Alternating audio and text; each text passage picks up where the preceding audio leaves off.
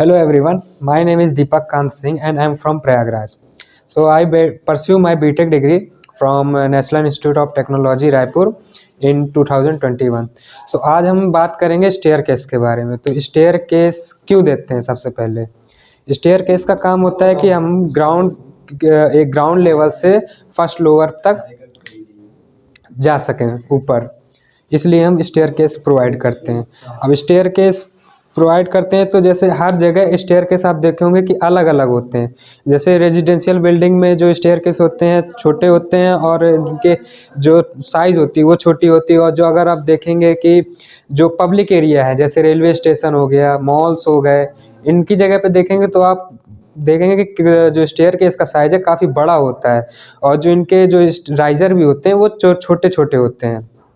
सो अब हम इसकी जो स्टेयरकेस की है इसमें हम कितना क्यूबिक कंक्रीट यूज करेंगे इसके बारे में हम निकालना सीखेंगे। तो सबसे पहले ड्राइंग बना लेते हैं कि स्टेयरकेस होता क्या है।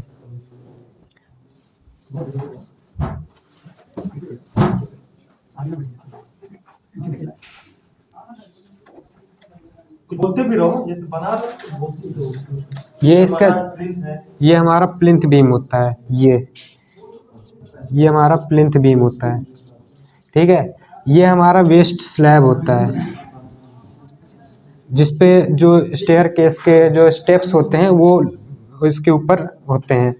इसको हम कहते हैं वेस्ट स्लैब। ये हमारा होता है mid landing beam, mid landing. ये बेसिकली दिया जाता है ताकि ज़्यादा हाइट पे हो, अगर कई जगह काफ़ी हाइट पे हो और अगर कोई इंसान चढ़ रहा है तो अगर थक जाए तो उसके रेस्ट करने के लिए ये हम देते हैं मिड लैंडिंग। अब ये होता है हमारा मिड लैंडिंग बीम, जिससे हमारा मिड लैंडिंग का जो वेट लोड है वो इस पर ट्रांसफ़र होता है। ये होता है mid landing beam. Mid landing beam अब यहाँ से एक वेस्ट स्लैब और जाएगा ऊपर, यहाँ पे होती है स्लैब बीम, इसको कहते हैं स्लैब बीम।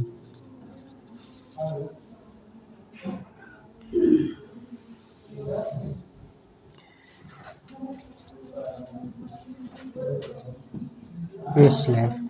अब इन पे हम वो बनाते हैं जो स्टेप्स होते हैं। स्टेप में क्या क्या पार्ट्स होते हैं? तो सबसे पहले ये एक जो वर्टिकल पार्ट होता है इसको कहते हैं राइजर। जो हमारा वर्टिकल पार्ट होता है इसको कहते हैं राइजर। और जो हॉरिजॉन्टल पार्ट होता है ट्रेड। हॉरिजॉन्टल पार्ट जिस पे हम पैर रखते हैं, ठीक है ना, ऐसे।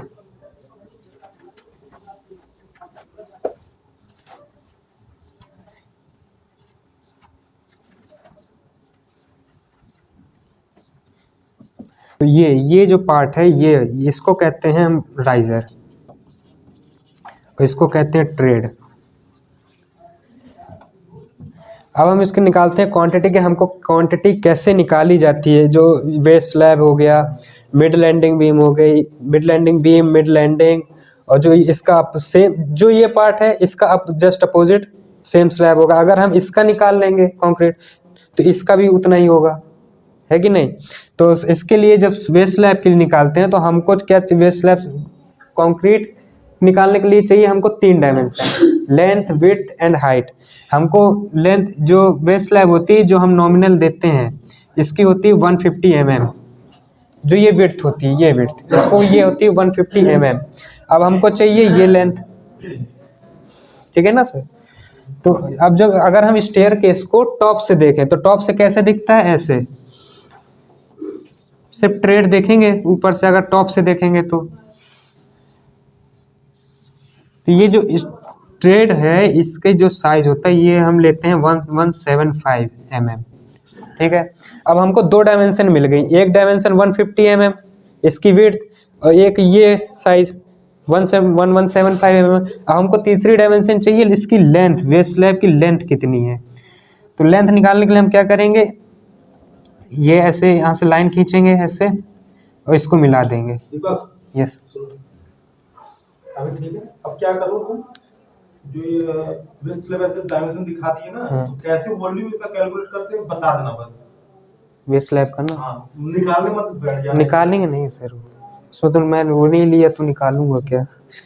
तो अब जैसे वेस्ट स्लैब हो गई, अब हमको ये जो लेंथ है ये चाहिए, ये लेंथ कि वेस्ट स्लैब कितनी लंबी है। तो इसके लिए हम जो करते हैं, जो हमारा जो ड्राइंग में होगा उसमें राइजर का और ट्रेड का ये डिस्टेंस आपको गिवन होगा कि ये मान लीजिए अगर राइजर x है और ट्रेड y है, ये डिस्टेंस आपको मालूम होगा। तो जब हम ये नंबर ऑफ राइजर गिन लेंगे तो जितने राइजर की हाइट होगी टोटल यहाँ तक, तो ये हाइट उतनी ही होगी, मतलब number of riser into height of riser, HEIGST, height of one riser.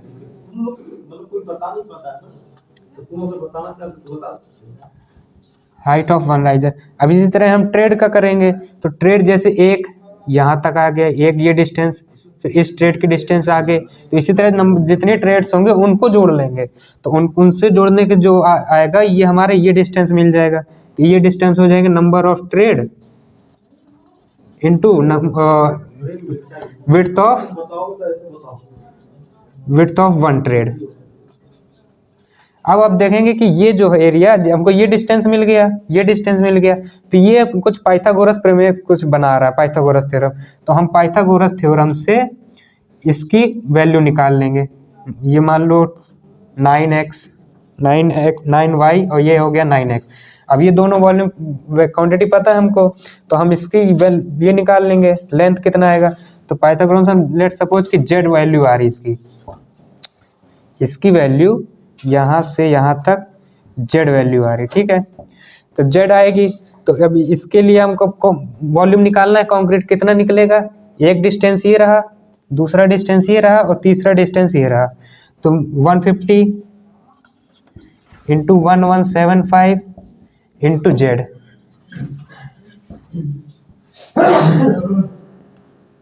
ठीक है, इतना समझ में आ गया। और फिर इसके बाद जब निकालते हैं वेस्ट स्लैब हो गया। अब हमको मिड लैंडिंग बीम का, मिड लैंडिंग बीम आपको दिया रहेगा कि इसकी डिस्टेंस कितनी है, ये आपको दिया रहेगा, तो इससे आप इसका भी वॉल्यूम निकाल सकते हैं कितना वॉल्यूम आपका आ रहा है। तो मिड लैंडिंग में ये भी मान लो ए, ये बी, और जो ये होगा मिड लैंडिंग बीम का जो तीसरी डायरेक्शन होगी वो लैंडिंग बीम ऐसी इतनी लंबी होगी, जस्ट डबल ऑफ जो स्टेप ट्रेड का दिया था ये वन। इसका एक ट्रेड और इधर ही आएगा, जो एक स्टेयर केस है वो ऊपर की साइड के लिए यहाँ बनेगा। ये हो गया 1175, और इन दोनों के बीच क्लियर स्पान देते हैं 50 mm का, ताकि हम रेलिंग वगैरह लगा सकें यहाँ पे। तो ये हमारी वो जो मिड लैंडिंग बीम है उसकी लेंथ हो जाएगी ये, ठीक है। तो अब मिड लैंडिंग बीम के लिए भी हमको तीन डायमेंशंस मिल गई। ये चल नहीं रहा मार्कर।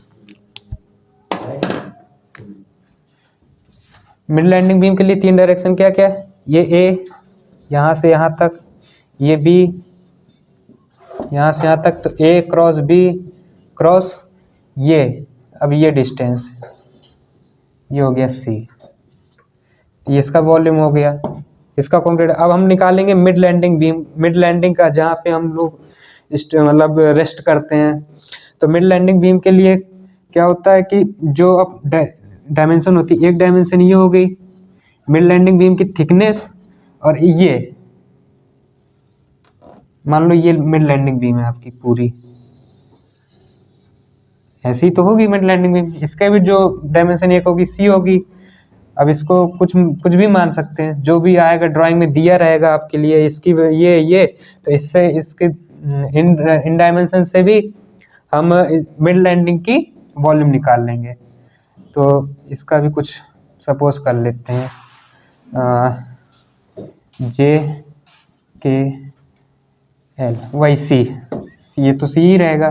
तो इसका जो मिड लैंडिंग के लिए हो जाएगा,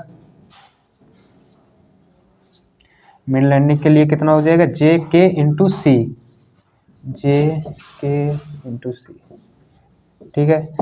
अब हमारा कौन सा पार्ट बचा है, स्टेप्स के पार्ट्स। हमने इसका वॉल्यूम निकाल लिया, इसका वॉल्यूम निकाल लिया और इसका वॉल्यूम भी निकाल लिया। अब हमारा पार्ट जो बनता है वो बचता है स्टेप का पार्ट। कि स्टेप में कितना कंक्रीट आएगा।